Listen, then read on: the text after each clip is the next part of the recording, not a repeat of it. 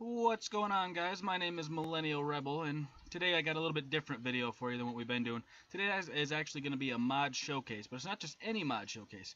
Today I'm going to be showcasing two separate mods that work very well together.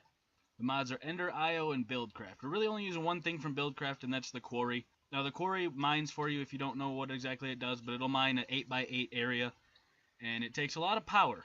And in my opinion, the engines and stuff that they provide for you in Buildcraft are not as efficient as the ones that are in EnderIO.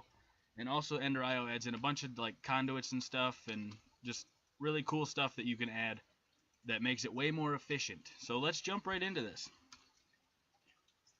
And over here, I'm going to show you the setup first. This is just how I set it up above ground to show you guys what needs to be done. We're going to have a quarry. This right here is a combustion generator, which provides our power, but in order to run this you need coolant and you need hooch, which is a type of fuel that you make in the vat right over here, which is this little block here. These are the conduits that I was telling you about. They allow you to move energy and fluid and items. This one here is the energy conduit, and it's taking energy from here and putting it in the quarry, and the quarry's mining for us. Now this, I told you, it runs on the hooch, which you make in the vat with wheat and sugar, and it also takes water. So that's why we have this reservoir right over here, which is basically, it's an infinite water source that you can pull water straight out of and it just refills itself, which I think is amazing, especially for something like this. And these right here are pressurized fluid conduits, which you don't really need the pressurized ones, but if you're trying to move water up, the pressurized ones work a lot better. You don't have to have them if you're on the same level. You can just use the regular fluid conduits, which are a little easier to craft. They take quite clear glass, which I believe is made in an alloy smelter. These ones take quartz glass, which you take 3 quartz and you put them in the alloy smelter, which we'll get into later, and it gives you the quartz glass. But these are only really necessary if you need to move fluid upwards, but we're just moving them straight on here, so it's not a huge deal. But we got water that goes into there out of here to feed that so that we can make the hooch, and the water that feeds into here is to cool the combustion engine as it runs and creates power for the quarry. So over here I got a few crafting recipes for us. Like I said, the only thing we're going to really be using from Buildcraft is this quarry here, which takes a bunch of these gears here, which are fairly easy to make. I have right here on the sign it says 11 diamonds. You can get most of this stuff from a quick mining trip, especially depending on what type of mod you have installed. Like I know Orespawn makes mods really easy to... wow. Orespawn makes diamonds really easy to get.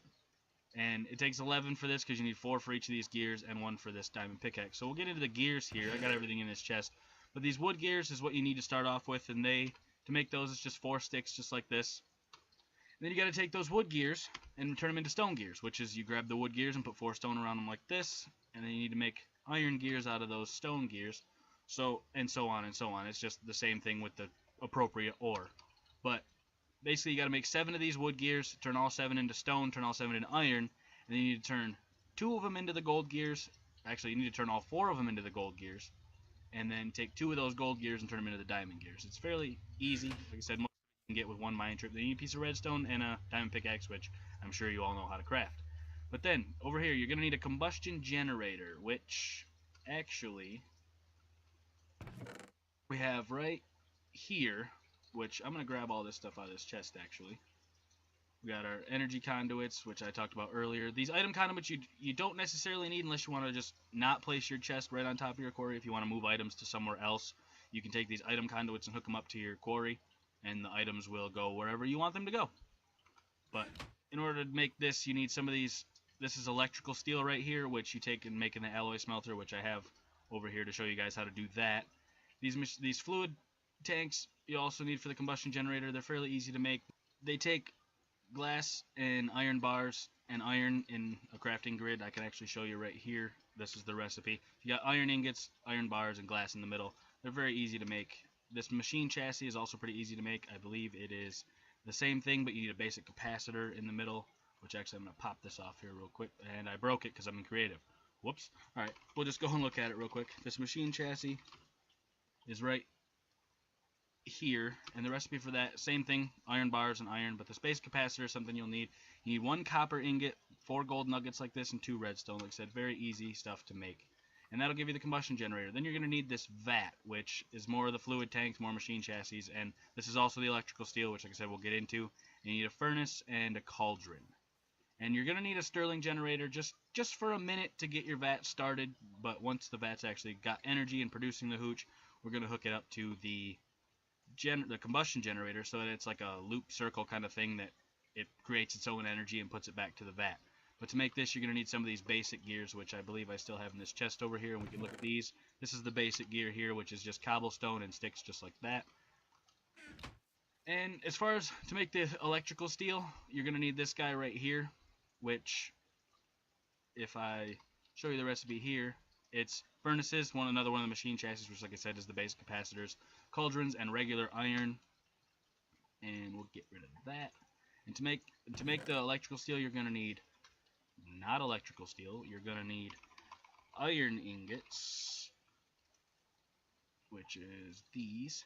And you're going to need this crushed coal or coal powder or coal dust, because this guy right here, if you put regular coal into the sag mill here, it'll give you the coal dust that you need. But if you just take the iron, the crushed coal, and the silicone and to put it into the alloy smelter, you'll get the electrical steel, which I don't know why I want to keep calling it surgical steel. But yeah, once that smelts up, it'll show you get the electrical steel right here. And to make this sag mill, actually, it's another fairly easy recipe. It's flint and another one of the machine chassis, a piston, and some iron. All, like I said, fairly easy recipes that you can pretty much do with only a small mining trip. But once you get all your electrical steel out of here, you can go ahead and process it and make it into your combustion generator and your vat. But we're gonna go and actually set this up for you. And I think my chest is full over there. Whoops. But we're gonna come over here and I'm gonna show you how to set this up above ground, and I've actually got it set up underground. Anyways, what we're gonna do is we're gonna take this reservoir here and we're gonna set it up just like this in a 2x2x1 area. And I actually need a water bucket, so let me grab one of those real quick. And when you put the water in here, you do 2 buckets of water, and it'll be basically, it's like an infinite water source. Like I said, you see it fill up there. But once you do that, then you're going to want to take your combustion generator and place it wherever you want to place it. We're going to wait till last to put the quarry up, because that is just really something that we don't have to do right this second. But we're going to put our vat right here, and like I said, we need the Stirling generator just for a minute so that we can put some energy conduits here and also over here. And then once we put some of this coal in here, you really only need like 6 or 7. I just grabbed a stack, but it'll start putting power into here. As you can see right up in that little thing up there, it's generating power. This will start taking power once you've got your hooch. But in order to make the hooch, we're going to need some more of the stuff out of this chest real quick. And actually, I'm going to put some of this other stuff back, because we don't need this anymore. We do still need the energy, don't need that. You're going to need wheat, and you're going to need sugar. And once you put the wheat and sugar in there, you're going to have to connect it up to, the wheat goes in that one and the sugar goes in that one, but you're going to have to take these pressurized fluid conduits that I mentioned earlier and hook them up to there and hit insert for that side. And this side you're going to want to have extract always. Make sure that says always, otherwise you'll need a redstone signal, otherwise it won't start doing it. But once you do that, it'll have your power from your Stirling generator over here, and this will start producing the hooch. Now what we're going to do is we're going to take 2 more of these pressurized fluid conduits, and you can, the really cool thing about EnderIO conduits is you can put them on the same block, so you can do this. And then we're going to right click this again, and over here, this is our energy one, this is our fluid one. So we want to hit, for this side we want insert, and on this side for our fluid we want to have extract always. And now it'll start putting the hooch into here. But we also need to hook up some of these pressurized fluid conduits to this guy and make sure they come over and hook to your combustion generator.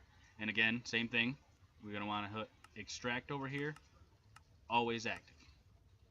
And that way, this should get your coolant necessary, and it's generating 60 RF per tick, which is very fast. And this will start filling up. But that's basically the whole setup. We can actually get rid of this now because we don't need this anymore, because now that our energy is being sucked out of here, it'll start getting put into here, which this should start going up. Generating 60 RF, it's actually filling itself, so we'll double check this real quick to make sure that our energy is on extract. It changes it for some reason sometimes, and I don't understand why that is, but we'll just go back and energy insert always, and now this should start going back up. I've noticed that when you put the EnderIO conduits together like this, sometimes it can flip them around, so you have to go back and redo it. But now this is generating, and this is actually powering this, so we've got like a loop here, like I was mentioning earlier. This is our loop. So this is a totally automated system to where you shouldn't have to touch anything except for when you got wheat and sugar outage, which if you have a wheat and sugarcane farm, there's actually a mod called Mine Factory Reloaded is what it is, and you can add one more, and you can totally automate this to where you can harvest a wheat and sugarcane farm all on its own and have it just feed right into here, so you never have to touch this. But once you do all that, you're going to take your quarry and just wherever you put it down, just make sure you have enough of them, these energy conduits right here to reach from your combustion generator to your quarry. So we're just going to set this guy right here, and it'll, like I said, it'll mine out an 8x8 block. So we're going to have to hook up this to here. Let's hook it to the back here. And once you do that, this should power up, and that's pretty much the whole setup done. It'll go really fast if it has a bunch of power in it, but once the power goes down, it'll start to go slower. And then you just want to place a chest on top to catch all your items. Now over here, this chest is very full, but you can see it mines pretty much everything. It'll even mine obsidian for you, which I think is amazing. But in that one spot, see, we got 2 obsidian, we got some marble, we got copper, the Certus quartz, which is, this is all different mods that I have installed. Like I have ore spawn, but it'll mine everything for you, and it'll throw stuff on the ground when your chests are full, which I kind of want to just stop this right now because I think it's about done anyways. Yeah, we're about down to bedrock down there. But anyways, that's pretty much the whole thing set up, guys. I did it outside. It's very messy the way I have it set up here, but I do have it set up underground right over there somewhere, I believe. I don't remember exactly where I have it set up underground, but I want to show you the setup underground, so I'll be back in just a second when I get down there. Alright, and we're here. Now, this is the setup that I have underground. It's like a 3x3x3 area. You don't, and I have a little space over here for this reservoir here. You don't necessarily have to have such a big area, but I like to provide lots of space, and you can't see it from above ground anyways. But anyways, we got our vat here, which is all set up. We got our reservoir, which is all set up. Remember these conduits? I, again, had to switch these around because it likes to change them on you when you add new conduits to it. But we got our water running into there, and this energy conduit will go up top, which will go up top right now, where we can place our quarry down, and then literally the only thing you're going to see is the quarry, which I think is really cool. You don't have to look at all that other ugly stuff in your world, but then as soon as you place that quarry down, it's going to go. And it flies when it's full of energy, but you got to make sure you got your chest up there, like I said. Otherwise, your items will fly all over the place and it won't catch anything. But like I said before with the item conduits, you see how fast that's going crazy. But like I said before with the item conduits, and I placed this in a bad spot because it's going to mine through that water and the water's going to get down there. But the water doesn't affect the quarry, which is really cool. The only thing that I noticed that does is lava. It doesn't like to quarry through lava. Alright guys, and that's pretty much it. I hope you learned something new. I hope you enjoyed, and if you really liked it and want to see more stuff like this, like where I show you mods that work together, go ahead and leave a like. And like I said, I think that's about it. I hope you enjoyed, and goodbye.